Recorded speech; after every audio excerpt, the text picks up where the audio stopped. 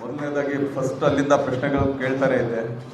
Star star star ನಾವೆಲ್ಲ actually ಆಗಲೇ ನಮ್ಮ ಹೀರೋನೇ ಹೇಳಿದ್ರು, ನಮ್ಮ ಮನೆ ಮಕ್ಕಳಾಗಿ ಬಂದಿದ್ದೀವಿ.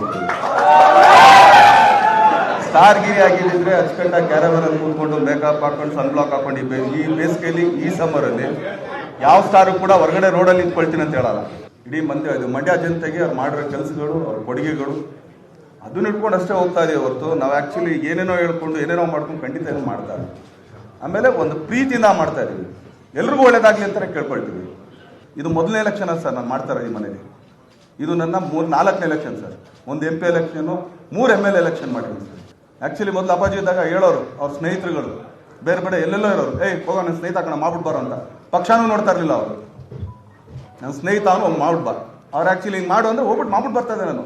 ಅವ್ರ ಬಗ್ಗೆ ABCD ಗೊತ್ತಿರಲಿಲ್ಲ ಹಂಗೆ. ಈಗ ಆ್ಯಕ್ಚುಲಿ ಹೇಳ್ತೀನಿ ಸರ್, ಹಾಸನ ಪ್ರಜ್ವಲ್ ನಂಗೆ ತುಂಬ ಒಳ್ಳೆ ಫ್ರೆಂಡ್ ಸರ್.